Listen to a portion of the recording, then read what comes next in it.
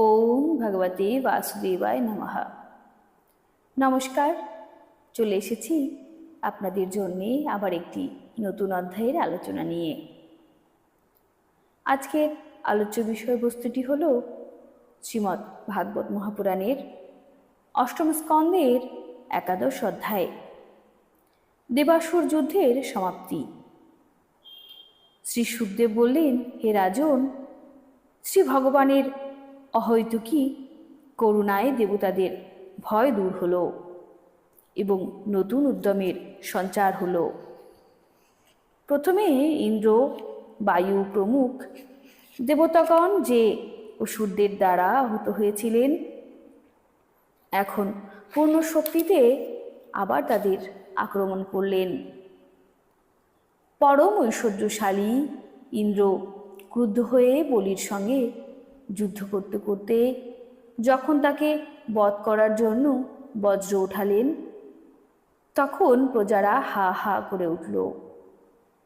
বলি নানা প্রকার অস্ত্রে শস্ত্রে সুসজ্জিত হয়ে রণভূমিতে নির্ভয়ে বিচরণ করছিলেন। তাকে সামনে দেখে ইন্দ্র তিরস্কার করে বললেন, মূর্খ! যেমন ধূর্ত ব্যক্তির বালকদের চোখ বেঁধে বঞ্চনা দ্বারা তাদের ধন হরণ করে, সেই রকম তুমি মায়া রচনা করে আমাদের জয় করতে চেয়েছিলে। তুমি জানো না যে আমরা অধিপতি, মায়া আমাদের কোনো ক্ষতি করতে পারে না। যে মূর্খ মায়া বিস্তার করে স্বর্গ জয় করতে ও তাকে অতিক্রম করে ঊর্ধ্বলোকে অধিকার বিস্তার করতে চায়, আমি সেই মূর্খ দস্যুকে তার পূর্ব অধিকৃত পদ থেকেও অধপতিত করি। মত্তানন, তুমি দুষ্ট মায়াবী, অনেক মায়ার সৃষ্ট করেছ। এখন আমি শত পর্ব বিশিষ্ট এই বজ্র দ্বারা তোমার মস্তক দেহ থেকে পৃথক করে দিচ্ছি। তুমি তোমার আত্মীয় বন্ধু বান্ধবদের সঙ্গে মিলে যা করতে পারো করে দেখো। দৈত্যরাজ বলি বললেন, হে ইন্দ্র, লোকে কাল প্রেরিত হয়ে নিজের প্রারব্ধ অনুযায়ী যুদ্ধ করে এবং তাতে জয় পরাজয়, যশ অথবা নিন্দা কিংবা মৃত্যু হয়েই থাকে।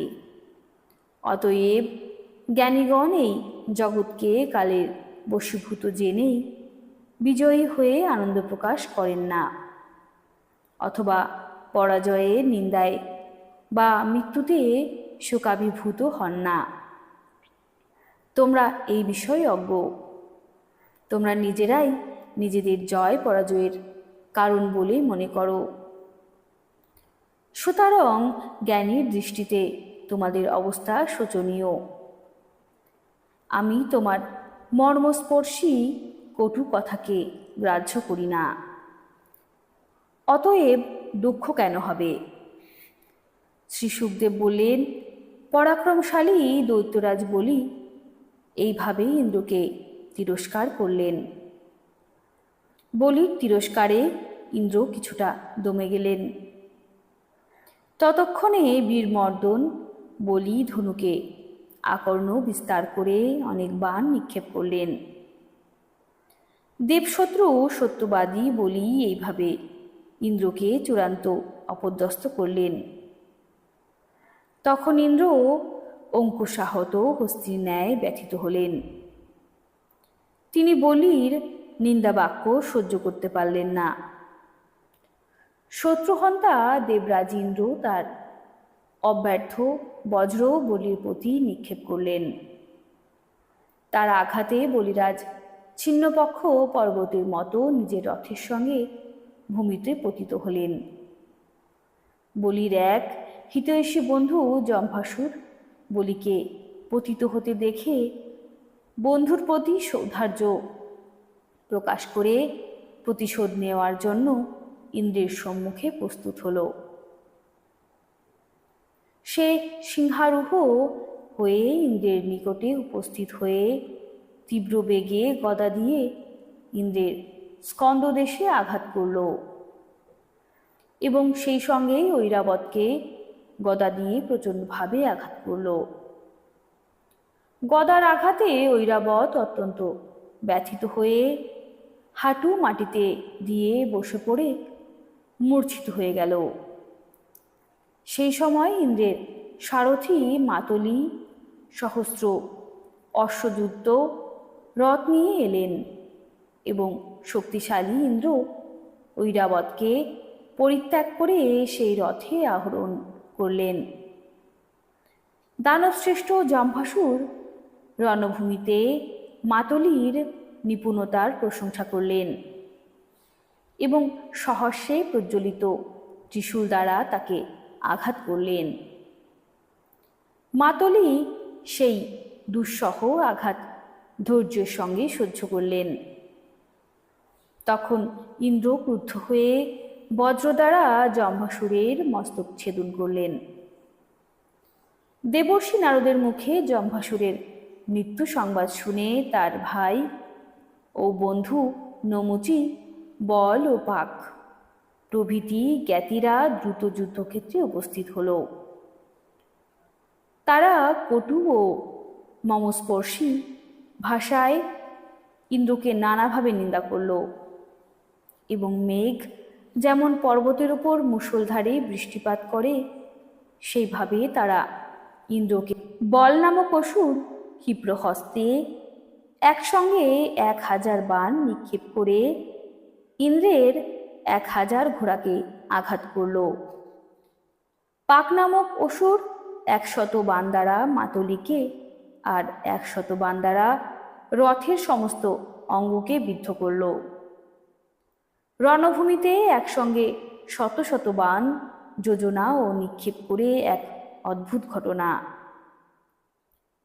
নমচি সুবর্ণময় ফলক বৃষ্টিত 15টি বাণ দ্বারা ইন্দ্রকে আঘাত করল এবং রণভূমিতে জল ভরা মেঘের মতো গর্জন করতে লাগল। বর্ষাকালে মেঘ যেমন সূর্যের আচ্ছাদিত করে অসুরেরা তদ্রূপ ইন্দ্র এবং তার রথ ও সারথিকে চতুর্দিকে বাণ বর্ষণে আচ্ছাদিত করল। ইন্দ্রকে না দেখতে পেয়ে দেবতা ও দেব অনুচরেরা অত্যন্ত বিহুল হয়ে হাহাকার করতে লাগল। একে তো শত্রুরা তাদের পরাজিত করেছে, তদুপরি সেনাপতিও নেই। সেই সময় দেবতাদের অবস্থা মাঝ সমুদ্রে নৌকাডুবির ফলে আশ্রয়হীন ব্যবসায়ীদের মতো হয়ে পড়ল। কিন্তু কিছুক্ষণের মধ্যেই দেবরাজ ইন্দ্র অশ্ব, রথ, ধ্বজ ও সারথীর সঙ্গে সরপিঞ্জর থেকে নিগৃহীত হলেন।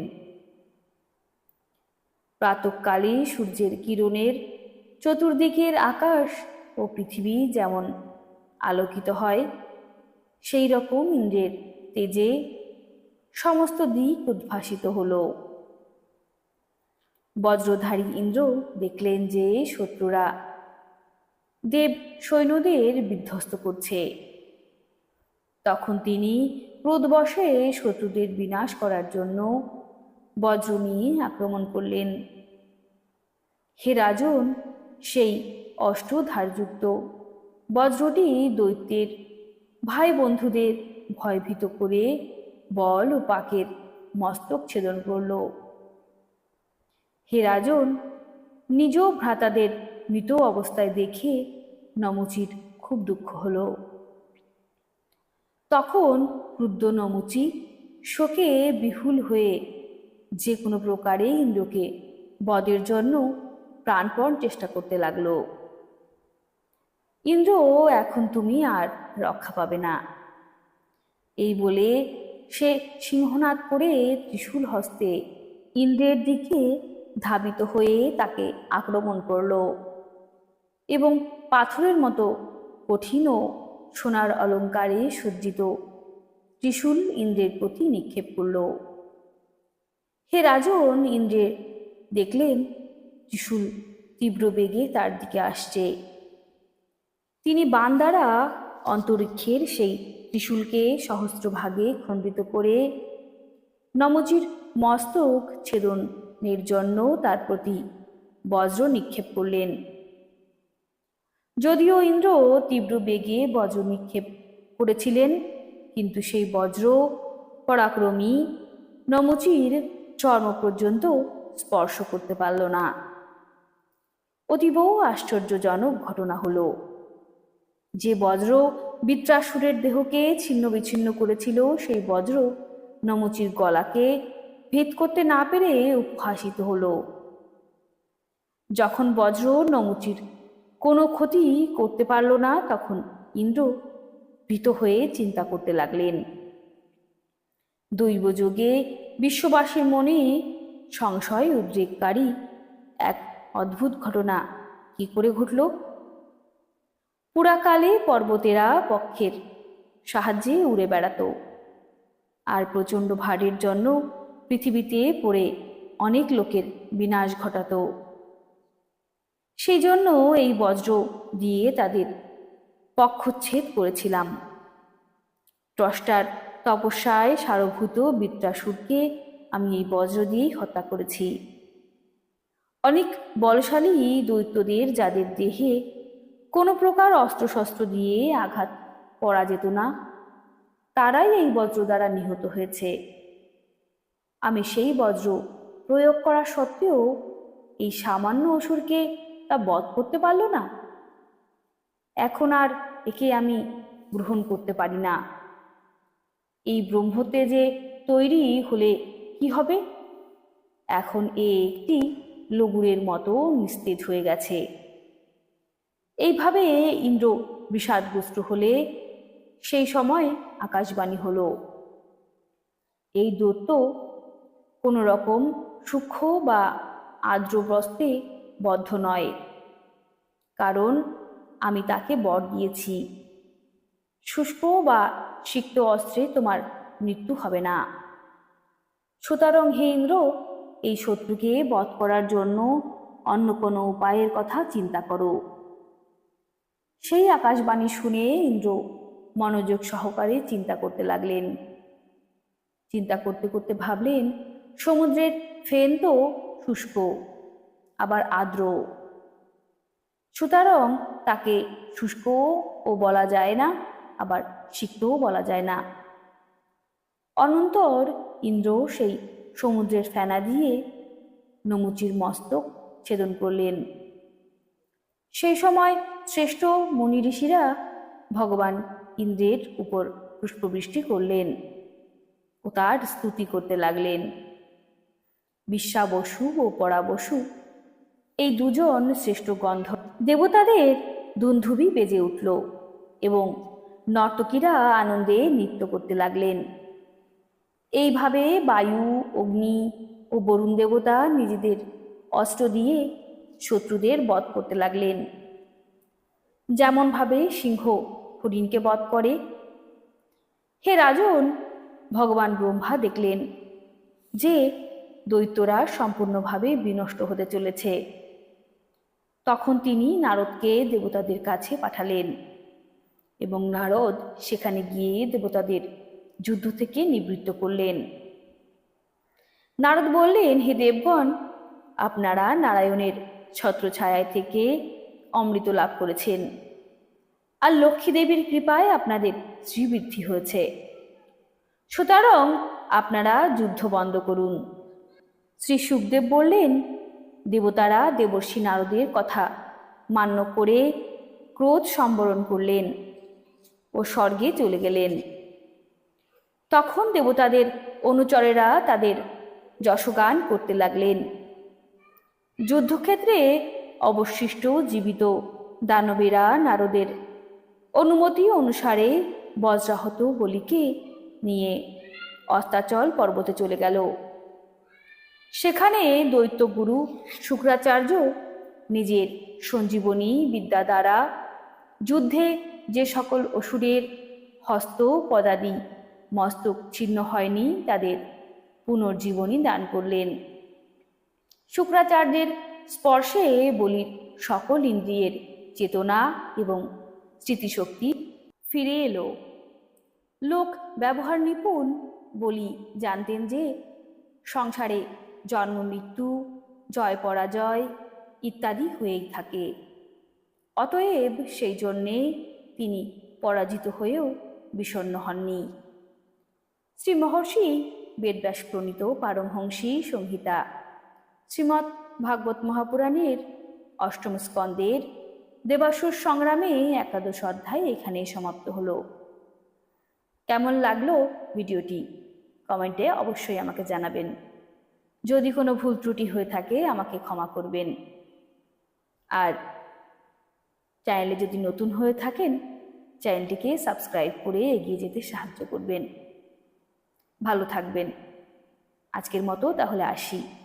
রাধে রাধে।